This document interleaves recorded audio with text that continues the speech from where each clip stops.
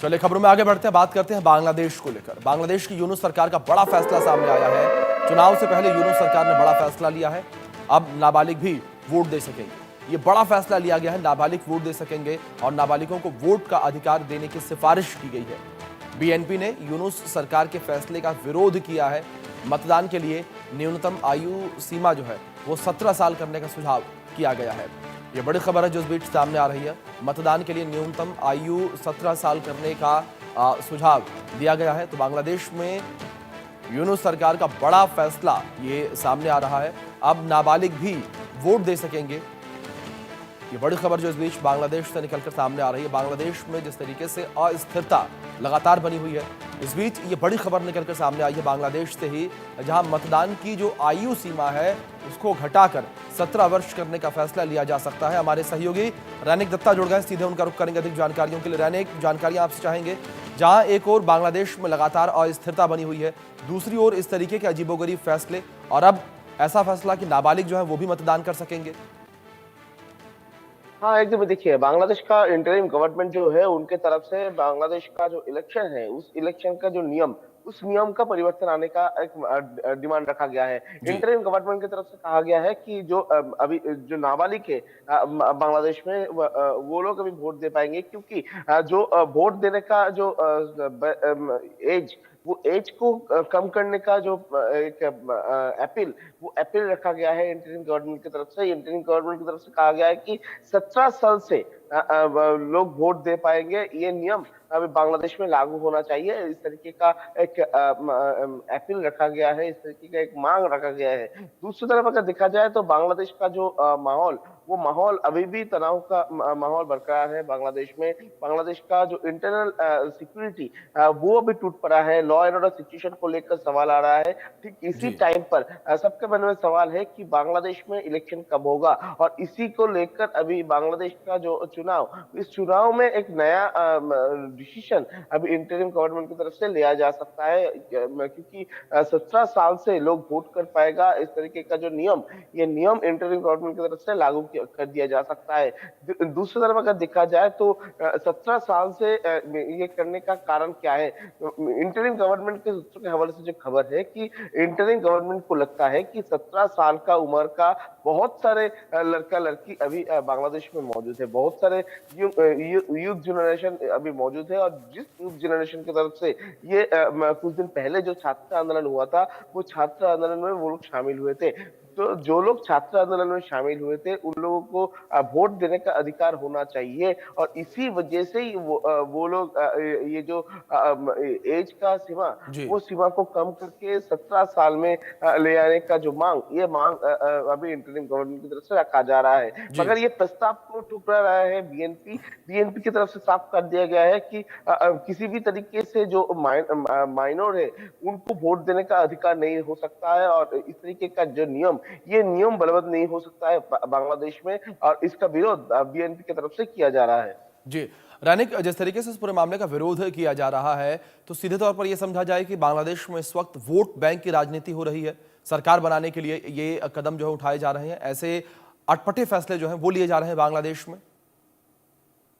हाँ, एकदम ही देखिए, सरकार बनाने के लिए वोट बैंक का जो राजनीति है, वो राजनीति बहुत दिन पहले से ही जी किया जा रहा है। दूसरे एक तरफ शेख हसीना को देश में लौटाने के लिए बात किया जा रहा है, दूसरी तरफ देश में जो जो जो चीज नहीं चाहिए उसके ऊपर फोकस दे रहे हैं इंटरिम गवर्नमेंट। और उसके बाद अभी इंटरिम गवर्नमेंट का लक्ष्य है कि जो छात्र संगठन का तरफ से ये आंदोलन किया गया था, वो छात्र संगठन, यानी जिस छात्र संगठन के आंदोलन की वजह से इंटरिम गवर्नमेंट फॉर्म हुआ था, अभी उस छात्र संगठन का जो माइनर्स है उसको टारगेट करने का कोशिश भी अभी मोहम्मद यूनुस की तरफ से किया जा रहा है। तो जाहिर है कि 2025 साल का एंड में या 2026 साल का शुरुआत में जो इलेक्शन होने वाला है, जैसा कि इंटरिम गवर्नमेंट का मोहम्मद यूनुस की तरफ से जी डिक्लेयर किया गया है, जी उसी टाइम पर वोट पाने के लिए तो जी वोट बैंक का जो राजनीति वो अभी मोहम्मद यूनुस की तरफ से किया जा रहा है, और जिसका नतीजा पर शेख हसीना को सामने रखा जा रहा है। शेख हसीना को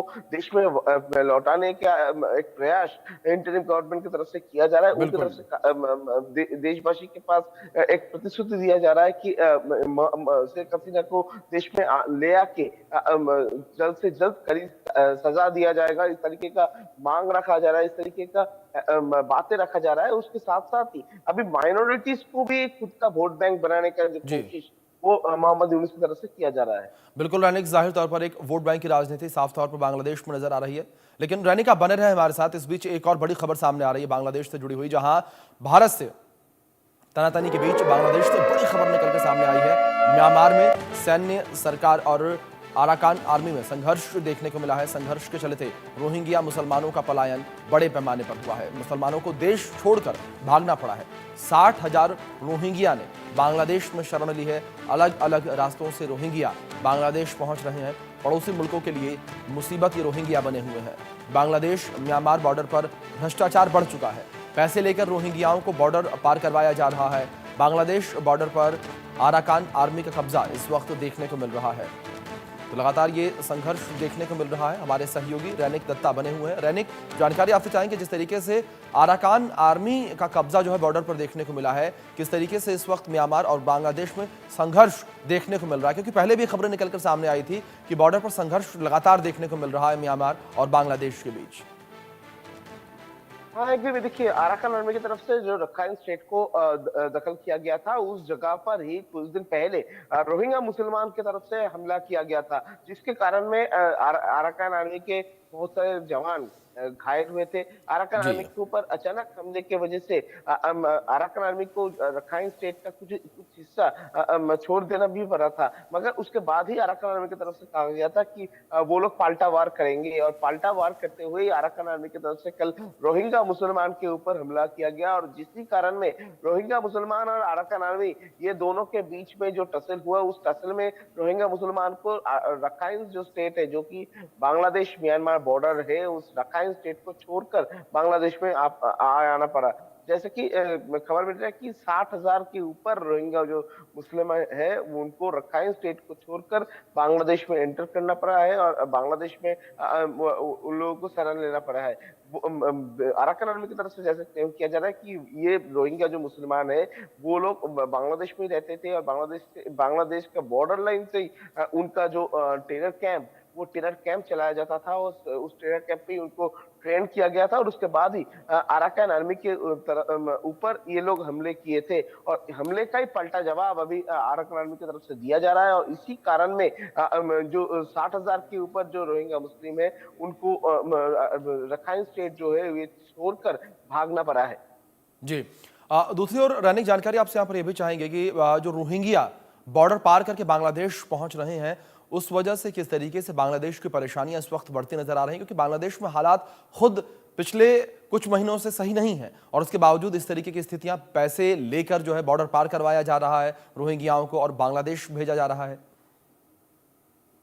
हाँ, एकदम देखिए, बांग्लादेश का तो परिस्थिति पहले तो सही नहीं है। बांग्लादेश जी, का जो सिचुएशन है, सिचुएशन दिन पर दिन बिगड़ता जा रहा है। ठीक उसी टाइम पर जिस तरीके से रोहिंग्या मुसलमान को बांग्लादेश में भेजा जा रहा है, पैसा देकर बांग्लादेश में एंटर किया जा रहा है, और ये सिचुएशन बांग्लादेश के लिए और भी बुरा हो सकता है। बांग्लादेश के लिए जो इकोनॉमिकल स्ट्रक्चर, वो स्ट्रक्चर में भी इफेक्ट आ सकता है ये पूरा घटने का। क्योंकि एक तरफ बांग्लादेश का अगर बाजार प्राइस देखा जाए, तो हर दिन वो इंक्रीज हो रहा है। चावल का समस्या हो रहा है, चीनी का समस्या हो रहा है। ठीक इसी टाइम पर अगर इस तरीके का जो रोहिंग्या मुसलमान का एंटर होना बांग्लादेश में, और बांग्लादेश का जो पॉपुलेशन, वो पॉपुलेशन थोड़ा इंक्रीज होना, इस तरीके का जो घटना घटते रहे, तो इसमें डिमांड और सप्लाई का जो प्रॉब्लम, ये प्रॉब्लम दिखाई देगा बांग्लादेश में। और इसमें इकोनॉमिकल जो स्ट्रक्चर, इसमें भी इफेक्ट आ सकता है बांग्लादेश में। बिल्कुल। और इसी को ऊपर बांग्लादेश के इंटरिम गवर्नमेंट को अभी नजर देना पड़ेगा, और इसके ऊपर भी इंटरिम गवर्नमेंट का फोकस है।